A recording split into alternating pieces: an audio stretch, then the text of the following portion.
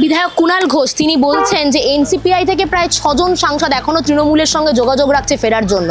পাল্টা আবার কাকলি ঘোষ দস্তিদার তিনিও বলছেন যে এই দিক থেকে একাধিক সাংসদ তারা যোগাযোগ রাখছেন এনসিপিআইতে যুক্ত হওয়ার জন্য। কুণালদা ফালতু কথা বলার লোক নয়, তো উনি যেটা বলেছেন নিশ্চয়ই তার পিছনে কোনো কারণ আছে। যে একটা কথা আছে না, যেখানে মমতা সেখানে জনতা, তো সেটা আবারও প্রমাণ হয়ে গেছে 21শে জুলাইতে, এবং ভবিষ্যতে 28শে আগস্ট আবারও প্রমাণ হয়ে যাবে। কনফিডেন্সটা বেশ লো দেখছি। রিসেন্টলি টেস্ট করিয়েছো? হ্যাঁ ডাক্তারবাবু, প্রি টেস্টের পরের দিনই করিয়েছি। ও, তুমি মাধ্যমিক দেবে? তাহলে মক টেস্ট করো। এই নাও মৌলিক লাইব্রেরি সম্রাট এক্সক্লুসিভ মক টেস্ট পেপার। এতে পাবে প্রতিটি বিষয়ে অধ্যায়ভিত্তিক গুরুত্বপূর্ণ নমুনা প্রশ্নপত্র, ইংরেজি, গণিত, আনসিন লেখার বিস্তারিত টিপস, আর প্রতিটি সাবজেক্টের এক্সপার্ট ওপিনিয়ন, যা তোমার কনফিডেন্সকে ফিরিয়ে আনবে মাধ্যমিকের আগে। সম্রাট এক্সক্লুসিভ মাধ্যমিক মক টেস্ট পেপার, এক্সামের কনফিডেন্স বুস্টার।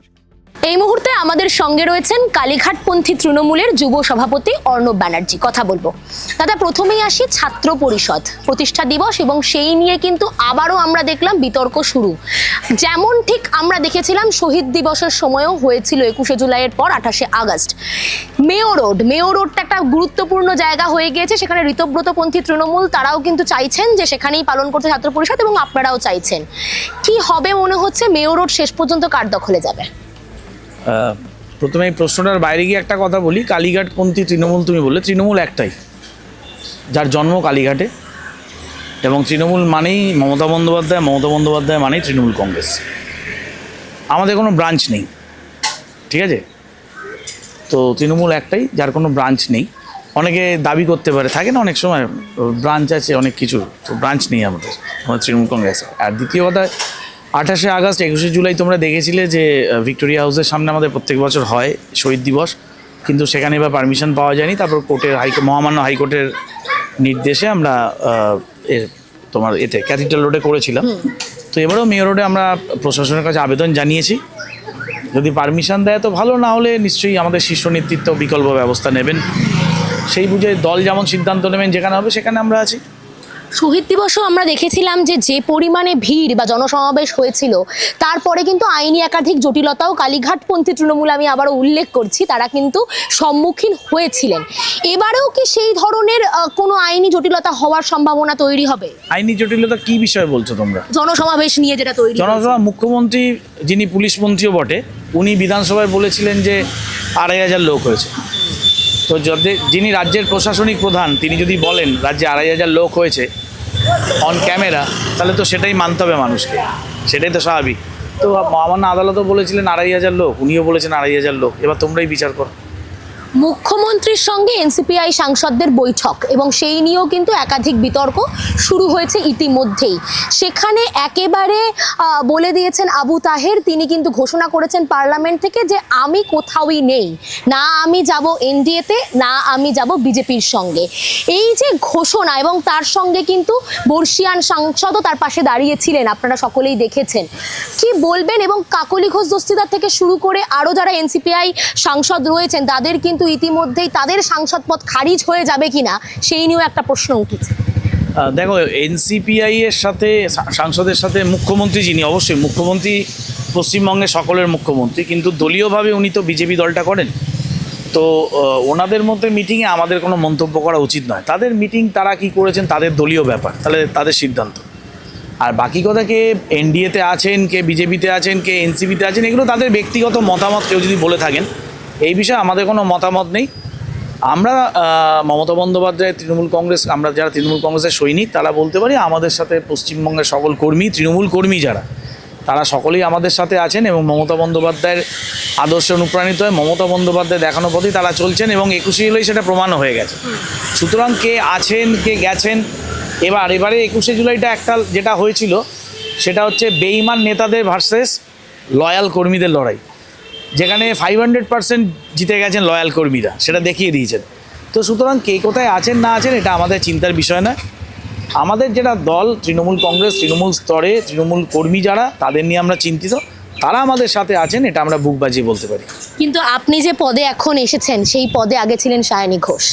সেই সায়নী ঘোষের নেতৃত্ব নিয়েও কিন্তু একাধিক বিতর্ক এবং একাধিক প্রশ্ন মানুষ তুলছেন, তৃণমূল কর্মীরা, তৃণমূল স্তরের কর্মীরা তারাও কিন্তু তুলেছেন।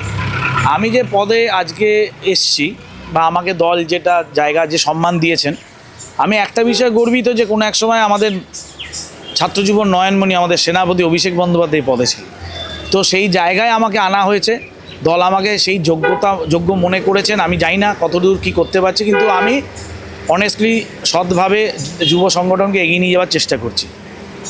তো সেই জায়গায় আমি এসেছি, এইটাই গর্বিত আমি যে অভিষেক বন্দ্যোপাধ্যায়, মমতা বন্দ্যোপাধ্যায় আমাকে বিশ্বাস করেছেন এবং সেই জায়গায় আমাকে বসিয়েছেন। বাকি কে কী জায়গায় ছিল এটা আমার কাছে চিন্তার বিষয় না, বলারও আমার প্রয়োজন বোধ করি না। বিধায়ক কুণাল ঘোষ তিনি বলছেন যে এনসিপিআই থেকে প্রায় 6 জন সাংসদ এখনো তৃণমূলের সঙ্গে যোগাযোগ রাখছে ফেরার জন্য।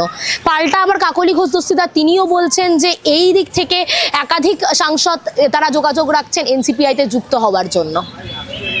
দেখুন, কুণালদা বলেছেন, নিশ্চয়ই উনি আমাদের সিনিয়র লিডার, উনি আমাদের স্পোক্স পার্সন, আমাদের লিডার, আমাদের উনি যেটা বলেছেন নিশ্চয়ই সেই কথার পিছনে কোনো বেস আছে। কারণ আমরা যারা এই দলটা করি আমরা জানি কুণালদা যেটা বলেছেন, কুণালদা ফালতু কথা বলার লোক নয়, তো উনি যেটা বলেছেন নিশ্চয়ই তার পিছনে কোনো কারণ আছে। আর বাকি কে কী বলেছেন, এনসিপিআর কে কী বলেছেন সেটা আমি বলতে পারবো না। আজ তৃণমূল ছাত্র পরিষদের প্রতিষ্ঠা দিবস পালনের জন্য যে আপনারা প্রস্তুতি চলছে, কোনো একটা জায়গায় যে সংগঠন, বিভিন্ন জায়গায় সংগঠন তৈরি হওয়া, সেই সাংগঠনিক শক্তিকে কোথাও গিয়ে আজ একটু দ্বন্দ্বে রয়েছে। তার কারণ অনেকেই বুঝতে পারছেন না তারা কোন জায়গায় বা কোন দলের কোন গোষ্ঠীর শিবিরে গিয়ে যুক্ত হবেন ওই দিন। আপনার কি 21 জুলাই ভিড়টা দেখেও মনে হচ্ছে কেউ বুঝতে পারছেন না? একদিকে জনসমুদ্র ছিল, একদিকে চেয়ার খালি ছিল। তো কর্মীরা জানেন বা বোঝেন তৃণমূল কংগ্রেস মানে মমতা বন্দ্যোপাধ্যায়, এবং কোথায় যেটা হবে সেটা তারা বুঝেছিলেন। সেই জন্য 21 জুলাই যে ওদের ফাঁকা চেয়ার এবং আমাদের যে জনসমুদ্র, সেটা দেখার পর আমার মনে হয় না আপনাদেরও বুঝতে অসুবিধা হচ্ছে, কর্মীরা কি বুঝতে পারছেন। কর্মীরা জানেন কোথায় যেতে হবে, কোথায় ভিড় করতে হবে, এবং আমাদের নেত্রী মমতা বন্দ্যোপাধ্যায় কি নির্দেশ দেন সেটা শোনার জন্য সকল ছাত্র, যুব এবং সকল কর্মীরা সকলেই আসবেন। বাংলায় বিরোধী শক্তি হিসেবে বরাবরই কোনো একটি জায়গায় সবসময় শাসক দলকে বিরোধীরা একটা চাপে রাখে, এটা একটা নিয়ম চলে এসছে পশ্চিমবঙ্গে। আজ যখন বিজেপি ক্ষমতায় এলো, সাধারণ মানুষ ভোটাররাও আশা করেছিলেন যে তৃণমূল সেই জায়গাটা নেবে, কিন্তু তৃণমূল যখন আজ বিভক্ত হয়ে যাচ্ছে, তখন কি কোনো জায়গায় এই বিরোধী জোট এই বিষয়টা কি অনেকটা হালকা হয়ে গেল, অনেকটা শক্তি হারালো? আপনাদের যে একটা ন্যারেটিভ যে তৃণমূল বিভক্ত হয়ে যাচ্ছে, ভেঙে যাচ্ছে, এটাই ঠিক নয়। কারণ তৃণমূল সরকার পরিবর্তন হলে অনেকেই এদিক ওদিক যাতায়াত করে, সেটা আমরা দেখে এসেছি। কিন্তু আমরা সরকারের থেকে যাওয়ার পর 4 তারিখের পর আমাদের দল থেকে কারা গেছেন? 20 জন সাংসদ, 60 জন মতন এমএলএ, আর কিছু এদিক ওদিক নেতা, সংখ্যাটা খুব বেশি হলে 200 জন হবে। কিন্তু লাখো লাখো কর্মী আমাদের সাথে আছে। তো একটা মহাসমুদ্র থেকে যদি আপনি 1 মগ জল উঠিয়ে নেন, তাহলে কি সমুদ্রের জল কমে যায়? তা হয় না। সুতরাং তৃণমূল কংগ্রেস ভাঙেনি, এই ন্যারেটিভটা ভুল।